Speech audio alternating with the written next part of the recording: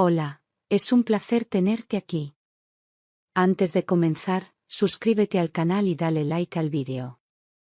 Me llamo Laura Serrano, tengo 39 años y llevo 12 años casada con Hugo Rivas, un hombre que siempre supo entrar en una habitación como si fuera el dueño del aire que se respiraba, con su sonrisa medida, su reloj caro y esa voz grave que prometía certezas. Lo conocí cuando apenas salía de una relación que me dejó rota, y él llegó como quien rescata a alguien del naufragio, firme, seguro, impecable. Durante años creí que esa seguridad era amor, que su silencio era tranquilidad y que su distancia era respeto. Me gustaba su forma de mirarme como si siempre supiera más de lo que decía. Yo le entregué mi vida sin condiciones, convencida de que había encontrado a mi compañero, mi refugio, mi destino. Y nunca, ni por un segundo, dudé de su fidelidad, hasta el día en que el suelo bajo mis pies desapareció. Vivíamos en un chalet a las afueras de Madrid, rodeado de árboles altos que en otoño dejaban una alfombra dorada sobre el césped, con un jardín que yo misma cuidaba y flores que florecían como si supieran que me gustaban las cosas simples. Era un lugar donde el silencio tenía peso, donde los pájaros cantaban sin miedo y las tardes parecían eternas. Aquel rincón era más que una casa, era mi refugio, mi espacio sagrado. Allí pasé los mejores años de mi vida, creyendo que la calma era sinónimo de felicidad. Hugo decía que parecía un cuento, y yo me lo creía. Pero con el tiempo, Hugo empezó a decir que el chalet estaba demasiado lejos de todo, que Madrid se movía sin nosotros, que él necesitaba volver a sentir la ciudad. Hablaba de exposiciones, reuniones, cafés, gente. Más cerca de la vida, del trabajo, del arte, decía, mientras yo lo escuchaba desde la cocina, sin entender por qué lo que era suficiente para mí ya no lo era para él. Me hablaba con entusiasmo, con ese brillo en los ojos que antes solo tenía cuando hablaba de nosotros. Decía que era un nuevo comienzo, una evolución natural. Y yo, por amor, decidí no contradecirlo. Pocas personas entienden lo que es renunciar a un hogar sin tener el corazón roto. Yo lo hice con una sonrisa ensayada, diciendo que sería bueno el cambio, que tal vez necesitábamos algo nuevo. Pero por dentro, sentí que me arrancaban algo que llevaba cosido al alma.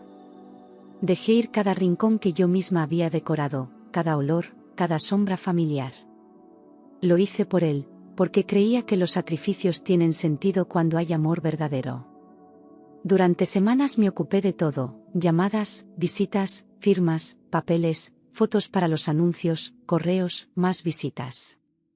Hugo, con su agenda llena, apenas aparecía, siempre tenía una reunión urgente o un imprevisto que no podía posponer.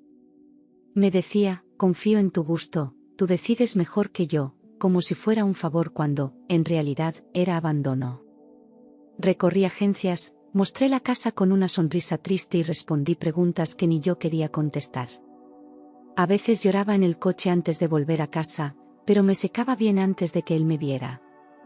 El día que firmamos la venta, sentí una punzada en el estómago, como si algo me dijera que nada volvería a ser igual. Me despedí del jardín en silencio, acaricié el marco de la puerta una última vez y respiré profundo antes de dar las llaves. Hugo parecía contento, hasta aliviado, y yo intenté contagiarme de ese entusiasmo, aunque por dentro todo se me cerraba. Pensé que quizás era solo nostalgia, que pronto pasaría. Me aferré a la ilusión de que lo estábamos haciendo juntos. Encontré un piso luminoso en el barrio de Salamanca, con ventanales enormes y suelos de madera clara que crujían al andar. Tenía una cocina moderna, paredes blancas y una terraza pequeña que imaginé llena de plantas. Le mostré fotos a Hugo, y con una sonrisa breve me dijo que era perfecto, que tenía buena energía. En su voz no había emoción, pero yo quería creer que era cansancio. Lo reservamos y empezamos los trámites sin siquiera brindar por ello. Esa tarde, al salir de la notaría, me dio un beso rápido, seco, como quien besa por costumbre, sin pensar. Fue un gesto fugaz, pero algo en mí se rompió, era como si sus labios no reconocieran los míos. Me quedé paralizada unos segundos, con el frío clavado en el pecho, sin saber qué acababa de pasar. Él ya estaba hablando por teléfono, sonriendo con alguien del otro lado. Me sentí invisible. Por primera vez, sentí que el amor estaba ausente. A la mañana siguiente, mientras preparaba café, vi un sobre la mesa del salón, con mi nombre escrito en su letra perfecta. Pensé que era una nota dulce, una sorpresa, quizás una carta agradeciéndome por todo. Lo abrí sonriendo, como una tonta enamorada. Pero dentro no había ni flores ni promesas, solo papeles. Lo leí una vez. Luego otra. Eran los papeles del divorcio. Me temblaron las manos, me fallaron las piernas y caí sentada en la silla como si me hubieran disparado. Releí cada palabra esperando haber entendido mal, buscando una frase que explicara lo que estaba pasando. Pero era real, brutal, definitivo. Hugo había firmado todo y solo faltaba mi rúbrica. Ni una explicación, ni una conversación, solo un trámite frío que me arrancaba 12 años de vida. Me quedé mirando el sobre como si quemara. No entendía nada. Intenté llamarlo 1, 2, 3 veces, y él no contestó. Le dejé mensajes desesperados, con la voz rota, sin dignidad, suplicando una explicación, una razón, algo. El silencio fue absoluto. No hubo palabras. Ni una mirada. Ni una disculpa. El hombre con el que dormí más de 4000 noches había desaparecido. Horas después, cuando ya no esperaba nada, me llegó un mensaje escueto, casi cruel: no te preocupes, todo está en orden. Es mejor así. Nada más. Ni una coma de consuelo, ni una palabra humana. Lo leí una y otra vez, sintiendo como se apagaba algo dentro de mí. No era solo el abandono, era la forma, como si nuestra historia fuera un trámite más en su agenda. Pasé el día entero sin comer, sin hablar, sin moverme del sofá, como si el mundo se hubiese quedado en pausa. Tenía los ojos secos y el cuerpo helado, pero no lograba llorar. Miraba las paredes vacías del nuevo piso como si fueran las de una cárcel. Todo olía a nuevo, a limpio, a nada. Y yo me sentía fuera de lugar, como una intrusa en mi propia vida. Al caer la noche, sonó el móvil. Era Rosa, la mujer que nos había ayudado en el chalet durante años, una presencia cálida y fiel. Su voz temblaba al otro lado: señora Laura, ¿está bien? He visto algo que me preocupa. Me enderecé en el sofá, como si mi cuerpo supiera que algo importante venía. Vi al señor Hugo con una mujer joven, en una inmobiliaria, como buscando casa. Me quedé sin aliento. Intenté mantener la calma, pero dentro de mí algo estalló. Rosa, sin saberlo, me había dado la pieza que faltaba en este rompecabezas sucio. ¿Quién era ella? ¿Desde cuándo? ¿Era por ella que me dejaba? Las preguntas se agolpaban y la rabia empezó a mezclarse con la tristeza. Ya no se trataba solo de una separación, era una traición cuidadosamente planeada. Recordé todas las veces que llegaba tarde, los fines de semana, con trabajo pendiente, los viajes relámpago que antes no existían. Todo empezó a encajar con precisión cruel. No estaba confundido. No era una crisis. Era una estrategia. Me empujó a vender la casa, me dejó el trabajo sucio, y ahora entendía por qué tenía tanta prisa en mudarnos. Me había usado. No necesitaba más pruebas. Había otra mujer. Y él, el hombre que prometía lealtad con esa voz cálida, había estado construyendo otra vida a mis espaldas. Una vida nueva, con otra cara, otra cama, otro futuro. Sentí rabia, sí, pero más que nada una herida sorda, honda, que me atravesaba el pecho como hielo. Me di cuenta de que nada de lo que viví con él fue real. Aún así, reuní fuerzas, empaqué mis cosas y me mudé al piso nuevo. No quería irme con mis padres, no soportaba la idea de que alguien me viera como una mujer abandonada. Prefería el frío de lo desconocido al calor de la compasión. Llevé mis libros, mis fotos, mi ropa, y un corazón roto escondido entre cajas. En silencio, crucé esa puerta decidida a no caer. El primer día en el nuevo piso fue como entrar en un decorado vacío, todo limpio, todo en su sitio, todo sin alma. Cada objeto parecía prestado, como si yo no tuviera derecho a estar allí. Caminé por las habitaciones sin tocar nada, como si temiera ensuciar una mentira ajena.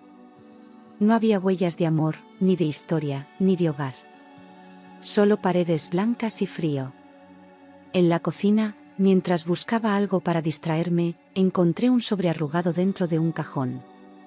Era una factura de una tienda de decoración, con fecha de hacía una semana.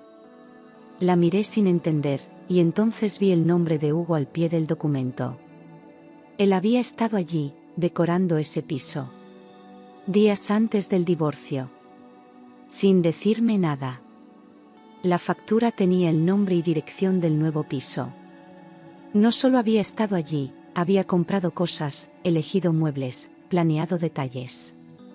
Lo hizo todo mientras dormía a mi lado, mientras fingía que aún éramos un nosotros. De repente, comprendí que no solo me había traicionado con otra mujer, sino que también me había borrado de su futuro en silencio. Como si yo nunca hubiera existido.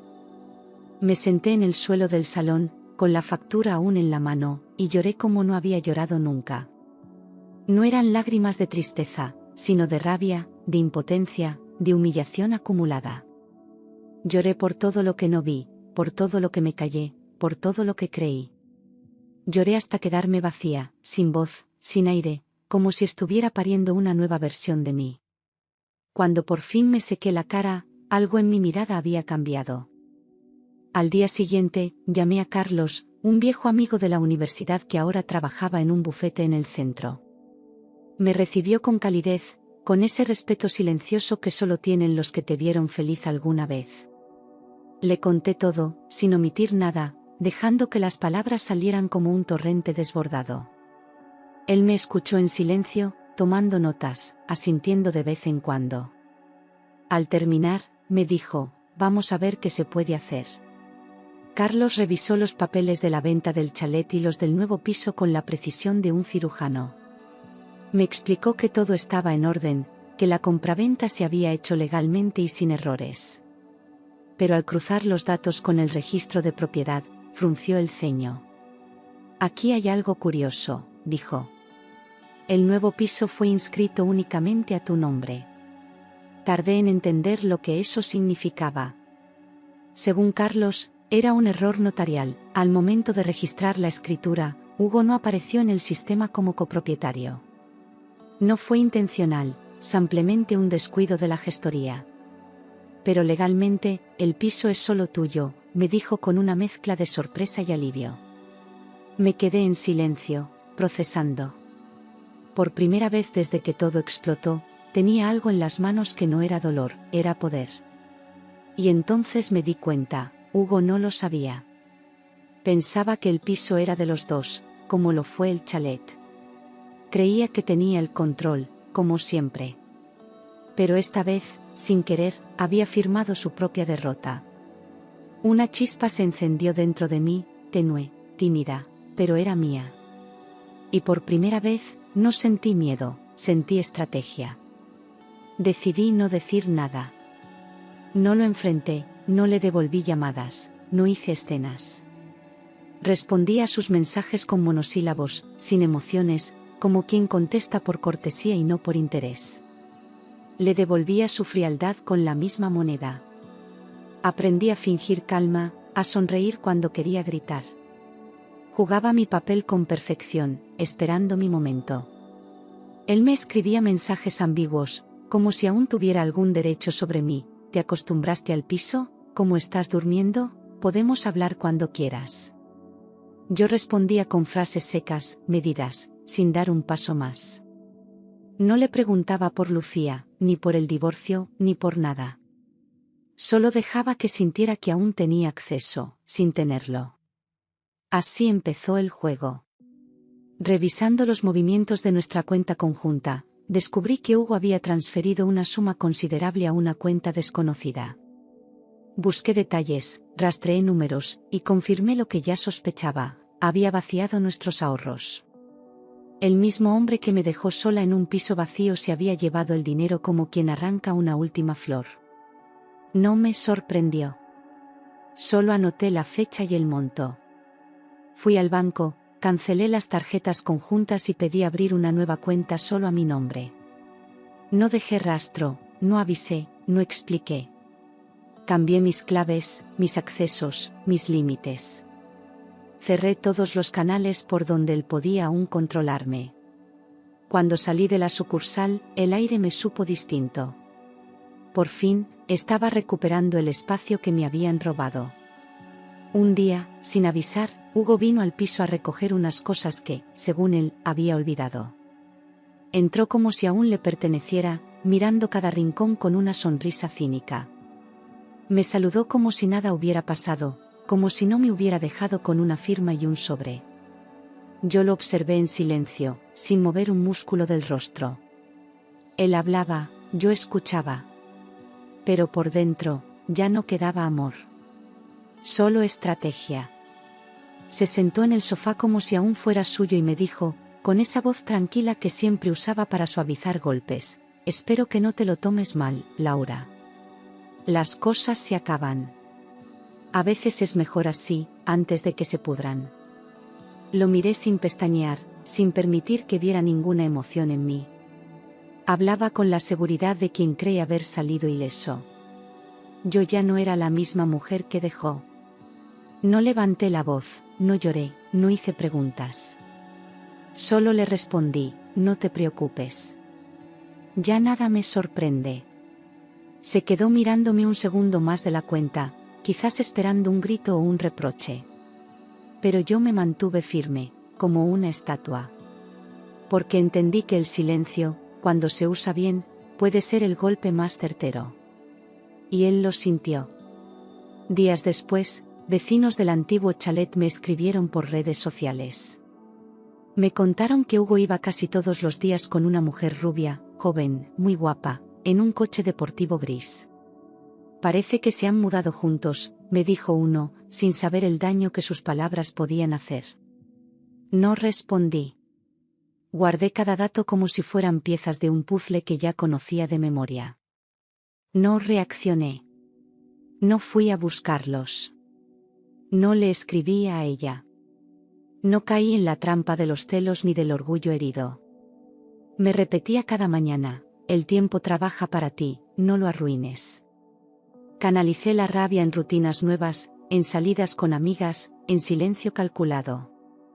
Él creía que me había destruido, pero solo me había despertado. Carlos me llamó con novedades. Había encontrado una solicitud de préstamo a nombre de Hugo, firmada hacía pocos días. Lo había hecho con un banco pequeño, confiando en que los bienes compartidos avalarían el crédito. Incluyó el piso en la declaración de garantía, me dijo Carlos. Me reí por dentro. Él seguía creyendo que ese lugar le pertenecía. No tenía ni idea. Entre los documentos, efectivamente, el piso estaba señalado como propiedad conjunta. Hugo había firmado esa declaración falsa con total seguridad. Su error no fue legal, fue emocional. Pensó que yo seguiría siendo la misma de siempre. Que aún podía mover hilos sin consecuencias. Pero esta vez, había apostado con las cartas equivocadas. Y yo no pensaba avisarle. No le dije nada. Dejé que creyera que todo seguía como él imaginaba. Cada vez que me escribía, le respondía con cortesía neutra, sin revelar nada. Carlos y yo reuníamos documentos, revisábamos fechas, preparábamos pruebas. Yo aprendí a disfrutar de mi silencio, a usarlo como escudo y como arma. Él no sabía que ya estaba perdido. Con el paso de las semanas, empecé a respirar mejor, a dormir de un tirón, a despertarme sin peso en el pecho. Volví a salir, a reírme de cosas pequeñas, a comer sin que la comida me supiera a cartón. Recobraba el control sobre mi cuerpo, mi casa y mi mente. La tristeza se convirtió en fuerza. La herida aún dolía, sí, pero ya no sangraba. Una tarde, mientras revisaba fotos antiguas, entré por curiosidad en las redes de un conocido. Y ahí estaban, Hugo y Lucía, en una cena elegante, abrazados, sonriendo como si el mundo les perteneciera. Ella era rubia, joven, con ojos grandes y piel perfecta. Él parecía orgulloso, feliz, confiado. Guardé la imagen sin pestañear. No para hacerme daño, sino para recordar por qué no podía perdonar. No lloré. No grité. No rompí nada. Solo cerré el portátil y me senté en el suelo, respirando hondo, sintiendo como una rabia tranquila y helada me invadía. No era furia ciega, era una claridad brutal. Ya no había espacio para la duda, ni para la esperanza. Solo quedaba avanzar. Y esta vez, sería yo quien diera el último golpe. Mandé reformar el piso. Cambié los muebles, pinté las paredes, puse alfombras nuevas y llené la terraza de flores. No lo hacía para él, ni para borrar el pasado, sino para reclamar mi espacio, para convertir esa trampa en un refugio propio. Cada cambio era una declaración silenciosa: esta es mi casa, no la vuestra. Me ocupé de cada rincón como si estuviera reconstruyéndome desde dentro.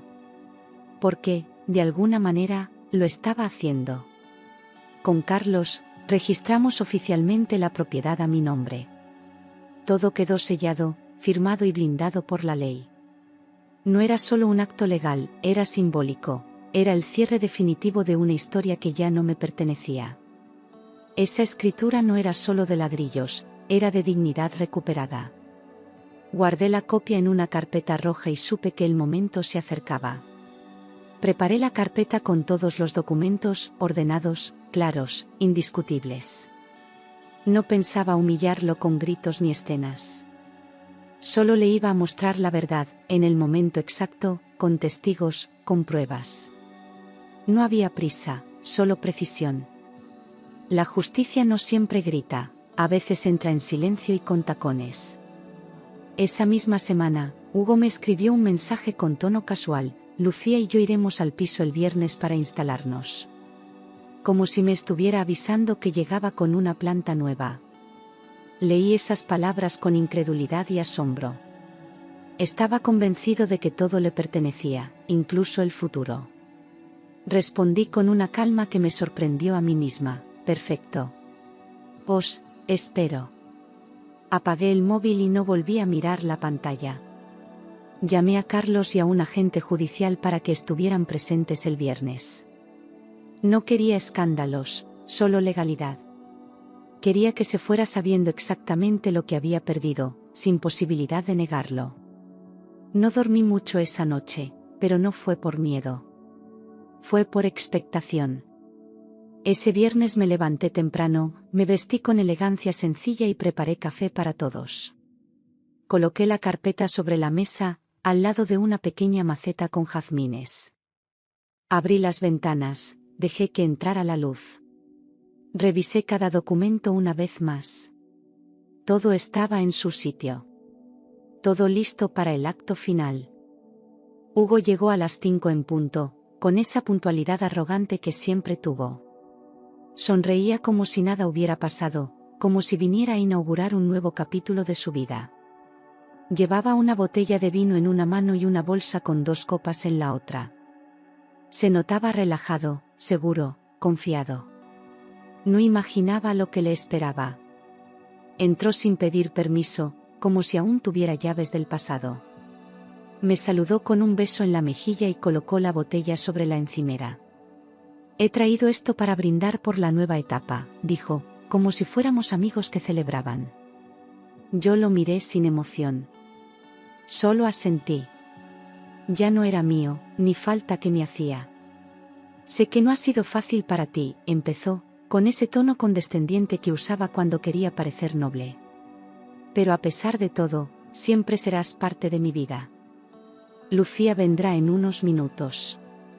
Quiero que todo sea en paz, civilizado. No tenemos por qué pelearnos.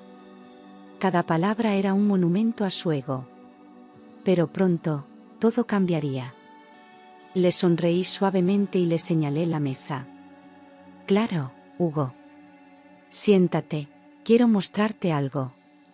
Se acomodó frente a mí, con las piernas cruzadas y esa media sonrisa que tanto había odiado.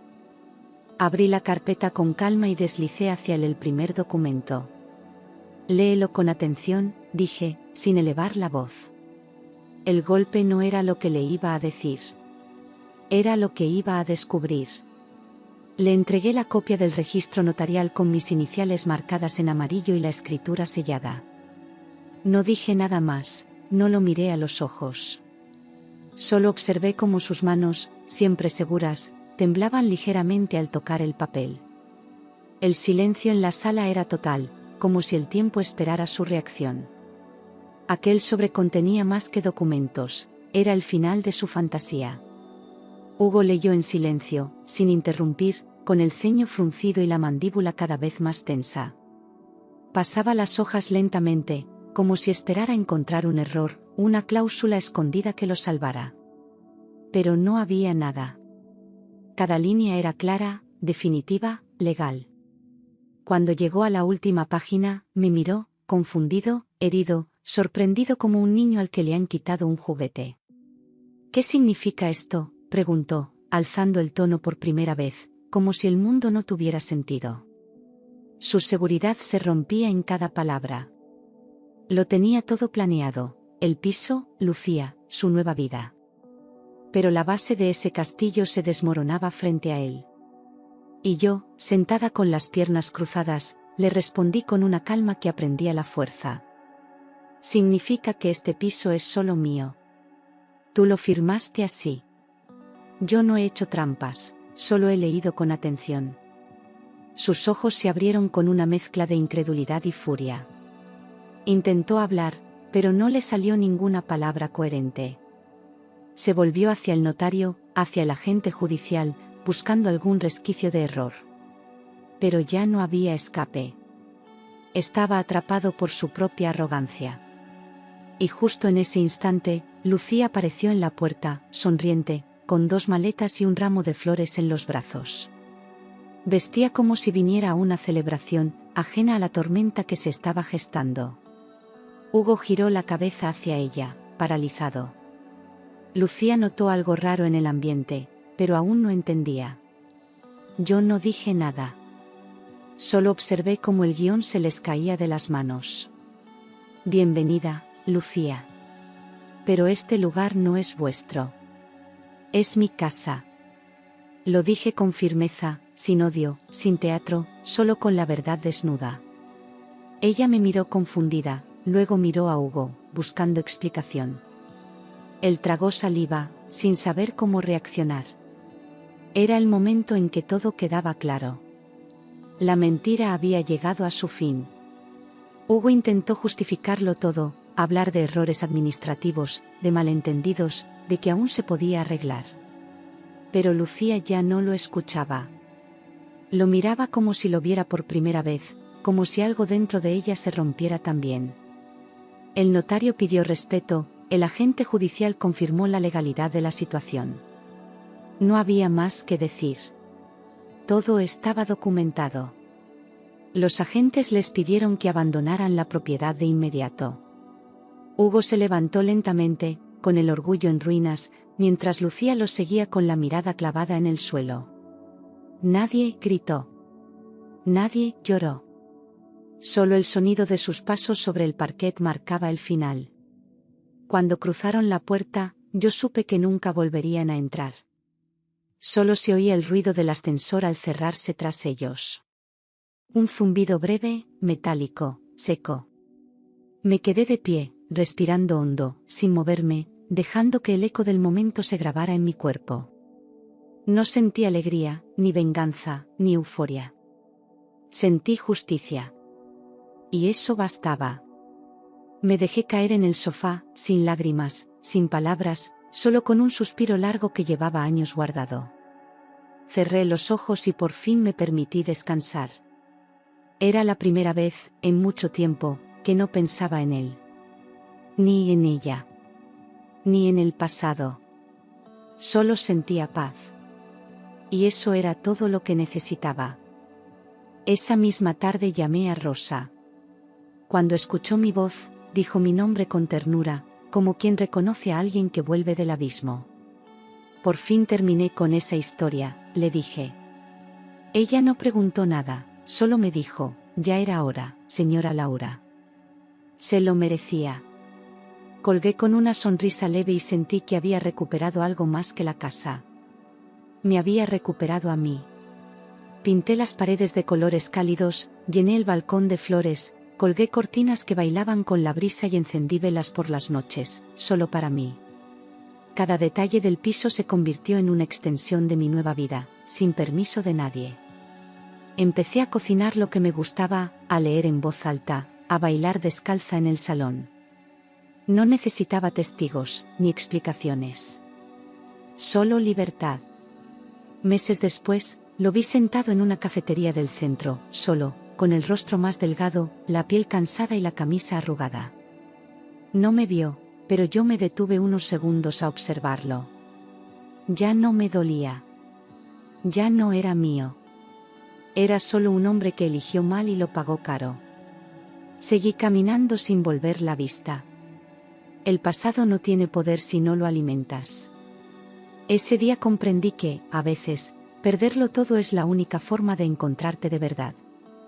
No me quedé con rencor, ni con odio, ni con tristeza. Me quedé conmigo. Y eso fue más que suficiente. Porque el amor que me faltó en aquellos años, ahora me lo daba yo, entera. Y por fin, sin miedo, volví a vivir. A veces me pregunto cuánto de mí murió con aquella versión de Laura que creyó que el amor era sacrificio.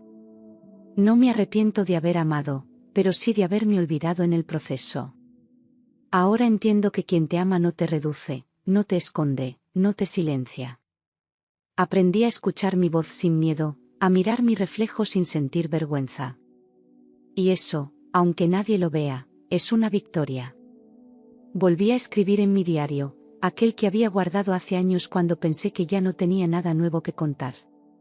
Las páginas ahora se llenan de cosas pequeñas, una canción que me gustó, una comida que cociné sin prisa, una conversación con Rosa que me hizo reír. Son detalles mínimos, pero construyen algo más grande. Mi paz no grita, pero se siente. A veces Lucía aparece en mis pensamientos, no con odio, sino con una mezcla de lástima y comprensión. Ella también fue engañada, utilizada, arrastrada a un juego que no empezó. No la culpo. Cada una de nosotras tuvo que romper su propio espejo para verse con claridad. Y si algún día coincidimos, no habrá rencor. Solo dos mujeres que sobrevivieron al mismo naufragio. Hugo desapareció de mi vida como una tormenta que, después de arrasar, se retira en silencio. Ya no busco saber nada de él. No me interesa si volvió con Lucía, si la perdió, si se arrepiente. El castigo más justo para alguien como él no es el escándalo, es la irrelevancia. Y yo ya no vivo en función de sus decisiones. Vivo para mí. Mi piso ahora huele a jazmín, a pan recién hecho, a café por las mañanas. No hay gritos, ni dudas, ni puertas cerradas con rabia. Hay libros abiertos, plantas creciendo, música suave al caer la tarde. Me despierto sin sobresaltos y duermo sin fantasmas. Convertí el lugar donde fui abandonada en el lugar donde volví a nacer. Rosa viene cada domingo con pan casero y chismes del barrio. Charlamos horas, reímos, recordamos sin dolor. Ella me recuerda que no estoy sola, que los lazos verdaderos no se rompen con un divorcio. A veces le digo que, sin saberlo, fue mi ancla en medio del caos. Me abraza sin decir mucho. Y yo la abrazo de vuelta con todo lo que me queda. Recuperé mis fotos antiguas, incluso las que tenía con Hugo. No para añorarlas, sino para ponerles nombre y final. Las guardé en una caja, con fecha, como quien cierra un capítulo sin borrar sus páginas. No quiero olvidarlo.